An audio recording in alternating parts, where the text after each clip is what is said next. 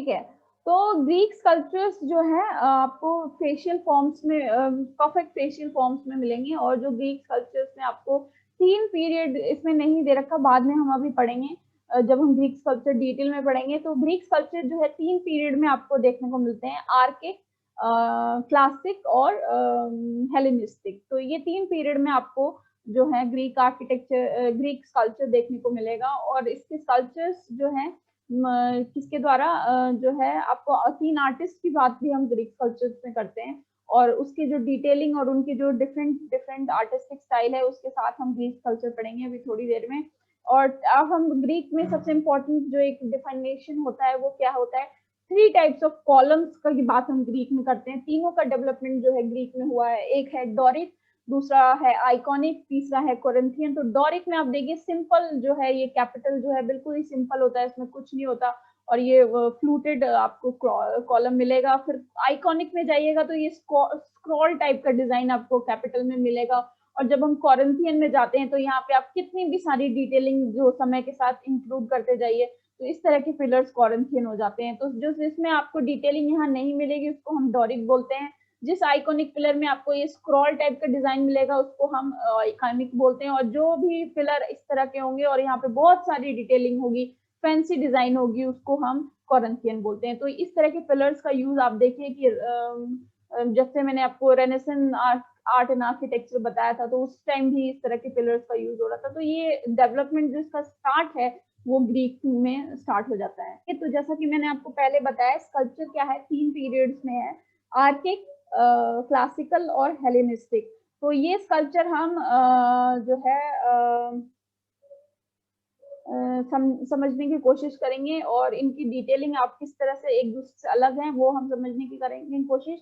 और 3 आर्टिस्ट का इसमें किस तरह से योगदान है, ग्रीक के फेमस जो आर्टिस्ट हैं वो भी हम समझने की कोशिश करेंगे। तो sculpture in the archaic period, पहले हम आर्किक पीरियड समझ लेते हैं कि आर्किक पीरियड में क्या होता था। तो the buildings on the Archopolis were constructed during the 5th and 4th century BCE. This was the time in Greek history known as the classical period. तो जो 5th और 4th century था Greek time का, वो क्या था, classical period था। अच्छा संगीता, मैंने आपको आर्ट हिस्ट्री का टाइमलाइन सेंड किया है वेस्टर्न आर्ट का? I think no ma'am. हाँ, मुझे एक बार चेक करके वो मेल पे आप सेंड कीजिए थे ना? नहीं, आई थिंक आपको मैंने सेंड नहीं किया है, तो मैं आपको सेंड कर दूंगी। तो हाँ मैम, उसमें मुझे सारे हाँ हाँ डेट्स दिए होंगे, तो आपको डेट्स का इशू नहीं होगा कि कौन सा पीरियड कौन सा क्या है, तो उसमें हाँ सारे। मैम, वो मैं खुद से बना रही थी, इसीलिए अगर आप दे देंगे तो बहुत अच्छा होगा हाँ, वो मैं आपको दे दूंगी। मैम। ठीक है। ठीक है। So okay this okay was ma'am, a thank time you. in Greek history known as the classical period. Like architecture, Greek sculpture also reached its peak during this period. तो जैसा कि classical period में क्या होता है, ये जो जितने भी Greek sculpture और architecture सब अपने peak पे होते हैं। To understand and appreciate Greek accomplishment in sculpture, it is necessary to look back to even earlier time known as the archaic period. तो क्लासिकल पीरियड में सब कुछ पीक पे होता है, लेकिन इससे पहले की चीजें कहाँ से स्टार्ट हुई और किस तरह से दिखती थी, उस पीरियड को हम क्या बोलते हैं, आर्किक पीरियड बोलते हैं। तो आर्किक पीरियड में हम अब जा रहे हैं। और आर्किक जो पूरे ग्रीक कल्चर में सबसे इंपॉर्टेंट वोकेबलरी आपको क्या मिलता है, कोट्रा पोस्टो या कॉन्ट्रोपोस्टो भी बोलते हैं। कॉन्ट्रोपोस्टो मतलब एक बॉडी पॉस्चर जिसमें जो है हिप थोड़ा बेंड होता है, तो उसको बॉडी पोस्चर बोलते हैं। कॉन्ट्रोपोस्टो आपको ग्रीक कल्चर का फेमस पोज होता है। ओके, हम 3 आर्टिस्ट के बारे में इसमें पढ़ेंगे और इनकी आर्टवर्क्स पढ़ेंगे, मायरन, फीडियस और पॉलिक्सीस। तो ये 3 इंपॉर्टेंट आर्टिस्ट हैं ग्रीक आर्ट के, और इनकी स्कल्पचर्स और इनकी स्टाइल्स किस तरह डेवलप होते चले गए ये भी हम इस जो है स्लाइड में देखने की कोशिश करेंगे। Discover after completing.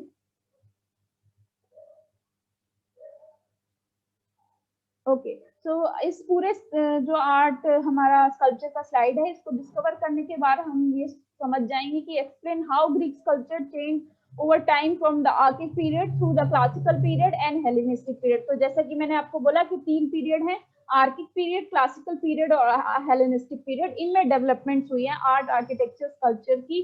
तो discuss the contribution of Myron, Phidias and Polyclitus to Greek sculpture. और ये तीनों का हम डिस्कशन करेंगे इस स्लाइड में। तो आर्किक पीरियड में सबसे जो इम्पोर्टेंट चीजें होती थी, दो जो आपको स्कल्पचर मिलते हैं उसको हम बोलते हैं कूरोस और कुराई। तो ये दो स्कल्पचर के नाम के, मेल को कूरोस और फीमेल को कुराई बोलते थे। और इनका जो स्कल्पचर है आपको कूरोस और कुराई का आर्किक पीरियड में मिलता है। और ये स्कल्पचर जो आप देख रही हैं ये है कूरोस की स्कल्पचर। ये कूरोस की स्कल्पचर है। इसका भी सेम इजिप्शियन जैसा, अगर इजिप्शियन अगर ध्यान में है अभी जो मैंने कराया, तो इजिप्शियन फिगर्स भी कुछ इसी तरह स्टैटिक होते थे। इनका एक जो पाँव है वो आगे की तरफ होता था, और क्या होता था कि बॉडी बिल्कुल स्ट्रेट होती थी और स्टिफ बॉडी होती थी। तो सेम वही डिपिक्शन है, लेकिन थोड़ा सा ऐड क्या किया गया आर्किक पीरियड में, एक आर्किक स्माइल है इनकी फेस पे जो बहुत ही दिखावटी और बनावटी आर्किक स्माइल हम बोलते हैं। और क्या है, आप देखिए ये भी थोड़ा बहुत आपको इजिप्शियन से मिलेगा हेयर स्टाइल। और थोड़ा जो एलिमेंट ऐड किया गया है ग्रीक का, वो है इनकी मस्कुलर बॉडी में। तो मस्कुलर एलिमेंट जो है बहुत ही आइडियलिस्टिक और ह्यूमैनिस्टिक यहाँ पे आपको डेवलपमेंट आर्किक पीरियड में दिखता है। बाकी सब कुछ कितना सिमिलर है, किससे सिमिलर है, इजिप्ट आर्ट से सिमिलर है। तो from around 600 to 480 BC, Greek sculptor concentrated on carving large freestanding figure known as kurai and kuroi and korai. Kuroi is the plural form of kuros, meaning youth, and kurai is the plural form of core और maiden. तो कुरोस को हम mail बोलते हैं, youth mail, और कुर को क्या बोलते हैं, मेडन यानी फीमेल फिगर। तो इस तरह के स्कल्पचर्स आपको देखने को मिलते हैं। द हेरा ऑफ सैमोस, ये स्कल्पचर बहुत ही फेमस है। ये किसकी स्कल्पचर है, इसको बोलते हैं द हेरा ऑफ सैमोस। तो ये बेसिकली एक कुराई की स्कल्पचर है। और कुराई जो फीमेल मेडन कुराई होती थी उसको किसके आपको न्यूड नहीं दिखाया जाता था, उसको कपड़े पहने दिखाया जाता था कुरोई को। और ये उसका एक एग्जांपल है, kouroi were clothed women often goddess that were also carved during the archaic period. तो इस तरह की कुराई आपको आर्किक पीरियड में देखने को मिलती है। यहाँ पे देखिए straight vertical lines are repeated to suggest a light lower garment, this contrast with more widely space and deeper lines of a heavier garment draped over her shoulder. तो ये आप वेट, तो ये आप देखिए जो वर्टिकल लाइंस है इनकी क्लोथ्स में, और ये आप देखिए लाइंस डायगोनल और इस तरह की लाइन से एक क्लोथ का जो डिपिक्शन है वो दिखाया गया है। जो आगे आप देखेंगे कि किस तरह ड्रेपरी में फोल्ड्स दिखाने लगते हैं, और रियलिस्टिक उसको जो है हेलेनिस्टिक और क्लासिकल पीरियड में हमको देखने को मिलता है।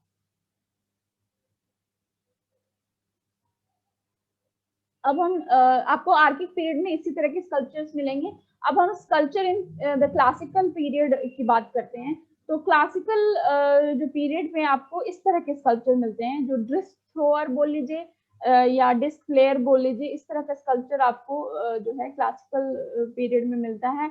और इसको किसने बनाया है, मायरोन ने बनाया है। तो Myron disc thrower, you can see how successful the sculpture were be examine a life-size statue of a disc thrower or disco bowler by a sculptor named Myron. Gone is the blocky, rigid pose of the earlier Kuros. Myron has skillfully captured an athlete in action.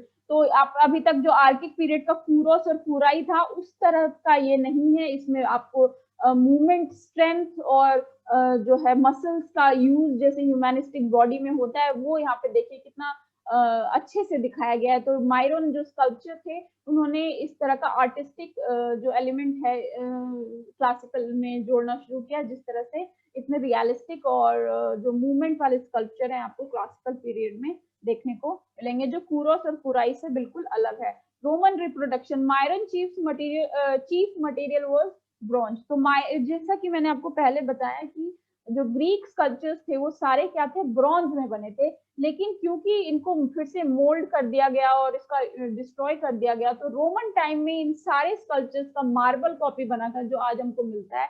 तो जो भी Greek sculpture है वो हमको नहीं मिले, उसकी copies मिली हैं जो हम रोमन टाइम का, टाइम पीरियड रोम है लेकिन हमको कंसिडर ग्रीक स्कल्पचर करते हैं। तो Myron chief material was bronze. As far is known, he never worked on marble. Knowledge of his sculpture, however, comes from marble copies produced in Roman times. Not a single certified original work by Myron or any other great sculptures of Greece exists today. Bronze works, which once numbered in thousands, were melted down long ago. Even marble sculpture were mutilated, lost or ruined by neglect. तो इस तरह का हाल था ancient Greek का, लेकिन फिर भी जो हमारे पास अभी मिले हैं वो क्या है, रोमन कॉपी हैं ग्रीक आर्ट के। उसके बाद आते हैं स्कल्पचर्स ऑफ फॉर द पार्थिनॉन। जो पार्थिनॉन में आपको बहुत सारे स्कल्पचर्स मिलेंगे और वो स्कल्पचर्स आपको पर्पस किसके लिए था, पार्थिनॉन को सजाने और संवारने के लिए था। तो स्कल्पचर्स ऑफ पार्थिनॉन हम पढ़ रहे हैं। तो ये हेरा का स्कल्पचर है, ये बाद में बनाया गया है इस तरह का हेरा का स्कल्पचर। पॉसिबली लोग सोचते थे कि ऐसा हमको स्कल्पचर अभी पार्थिनॉन में मिला नहीं है, ये बाद में बनाया गया है। तो ये था कि इस तरह की हेरा की स्कल्पचर जो है बनाई गई थी और जो वो क्या था, गोल्ड गिल्टेड था। तो ये स्कल्पचर आपको बाद में बनाया हुआ स्कल्पचर है। तो Athens पार्थिनॉन, anyone who walked into the darkened ended room of the Parthenon would have faced Phidias। तो यहाँ पे जिसके स्कल्पचर्स हमको मिलते हैं वो किसके स्कल्पचर मिलते हैं हमको, फीडियस के स्कल्पचर मिलते हैं। Phidias colossal goddess towering to height of 42 feet। तो 42 फीट की ये हेरा स्कल्पचर फीडियस के द्वारा बनाई गई थी और हर skin was of the whitest ivory and over a ton of gold was used to fashion her armor and garments। तो हेरा की स्कल्पचर है, 42 फीट हाइट है और फीडियस के द्वारा बनाई गई थी और आइवरी कलर है उसकी बॉडी स्किन का और क्या है, गोल्ड गिल्डेड है।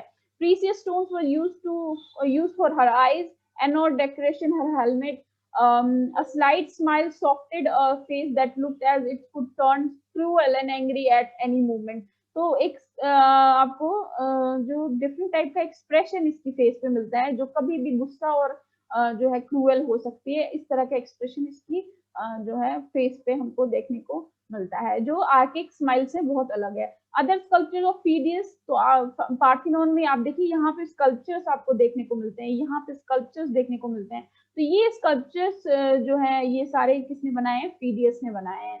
तो ये देखिए डिटेलिंग में आपको पार्थिनॉन का यहाँ पे मिल रहा है। डिस्ट्रॉयल एरिया है, आर्कियोलॉजिकल एरिया। तो ये जितने भी स्कल्पचर हैं ये सारे किसने बनाए हैं, फीडियस ने बनाए हैं। तो ये स्कल्पचर एक हमको स्कल्पचर पैनल का डिटेल है जिसमें आप देखिए कि कितना रियलिस्टिक डिपिक्शन है, मैन का कितना आइडियलाइज डिपिक्शन है। और देखिए जो हीरो और गॉड होंगे उसको न्यूड दिखाया जाएगा और जो नॉर्मल पीपल होंगे उनको कपड़ों में दिखाया जाएगा। तो ये ग्रीक का एक ये था आइडियोलॉजी। तो इस तरह देखिए कितना रियलिस्टिक आपको डिपिक्शन एनिमल्स तक का मिलता है। तो ये सारे क्या है, फीडियस के द्वारा डिजाइन किए गए हैं और बनाए गए हैं।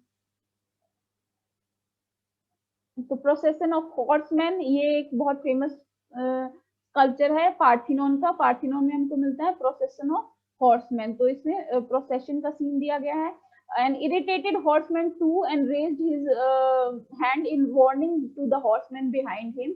और यहाँ पे आप देखिए इसमें क्या कर दिया है, दिखाया गया है कि एक हॉर्समैन है जो बहुत इरिटेट हो गया है और क्या कर रहा है, वार्निंग दे रहा है सामने वाले इंसान को।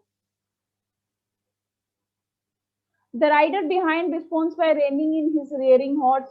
और यहाँ पे आप देखिए जैसे कि आप एक चल रफ्तार में चले और सामने कोई आ जाए तो फिर ब्रेक लगाना पड़ता है, उस तरह का कुछ डिपिक्शन यहाँ पे सबका दिया हुआ है। तो इस तरह का जो रियलिस्टिक आपको डिपिक्शन जो है पार्थिनॉन में हॉर्स प्रोसेशन के सीन में आपको देखने को मिलेगा। All along the parade, a scene of movement is evident in the spirited prancing of the horses। तो हॉर्स का जो गति है और जो उसकी मूवमेंट है बहुत ही अच्छी तरीके से दिखाई गई है। The movement is based suggested by the pattern of light and shadow in the carved drapery। तो ड्रेपरी अभी जो आपने कुराई की देखी बहुत ही जो है उस तरह की थी, जैसे आप क्या बोलते हैं उसको, आइडेंटिकल थी। लेकिन यहाँ पे देखिए कि जो रफ्तार है मूवमेंट की वजह से ड्रेपरी में जो फोल्ड्स आ रहे हैं वो बहुत ही रियलिस्टिक है। और जो मसल्स हॉर्स के भी कितने रन हो रहे हैं वो सारा एक रनिंग एक्सरसाइज में वो सारा यहाँ पे दर्शाया गया है। तो इतना रियलिस्टिक आपको कंपोजिशन मिलता है यहाँ पे। फिर sculpture from temple of Athena, जो कुछ स्कल्पचर्स हमको एथेना के टेम्पल में मिले हैं वो भी बहुत फेमस है। यहाँ पे देखिए यहाँ पे नाइकी को दिखाया गया है, ये अपने सैंडल ठीक कर रही है। तो ये बहुत ही रियलिस्टिक डिपिक्शन आपको देखने को मिलता है। तो The name of this sculpture is Nike fastening her sandal from the temple of Athena Nike 410 BC marble 10 centimetre का ये 7 सेंटीमीटर का स्टैचू है. दिस स्टैचू में remind you of Myron discus thrower since it also shows a figure in frozen action. तो ये इसका जो frozen action का डिपिक्शन आपको जो जैसे कि आपको डिस्क थ्रोअर में मिला एक फ्रोजन एक्शन दिखाया जा रहा है, उसी तरह यहाँ पे भी एक फ्रोजन एक्शन दिखाया है. The unknown sculptor has carved the goddess of victory as she bends down to fasten her sandal. तो ये एक किसी अननोन स्कल्पचर का है, इसका कोई नाम नहीं है जिसने बनाया है. A graceful movement is suggested by the thin drapery that clings to and define the body of the goddess. तो ये जो आपको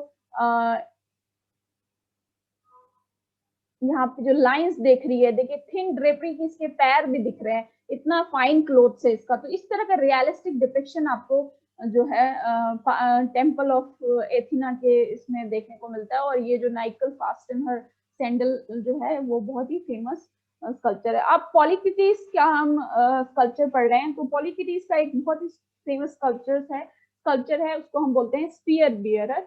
तो ये आपने देखा स्पीयर बियरर का स्कल्पचर है. तो another famous sculpture was Polyclitus. Especially was created statue of youthful athletes such as his Diphosphorus spear bearer. इसको स्पीयर बियरर या डाइफोफोरस बोलते हैं. तो ये एथलीट्स की फिगर्स बनाते थे पॉलीक्रिटिस. Polycrates often shows this figure in counter posture, जैसा कि मैंने आपको बोला, a pose in which the weight of the body is balanced on one leg while the other is free and relaxed. तो एक ये जो बेंड एक पैर पे भार है, बाकी रिलैक्स है, तो ये कॉन्टो पोस्टो हम बोलते हैं. और ये पॉलीक्रिटिस की स्कल्पचर में हमको बहुत देखने को मिलता है. In the Diphorus, the left leg is bent and the toes slightly touch the ground. The body turns slightly in monumentary movement that gives the figure a freer, more like lifelike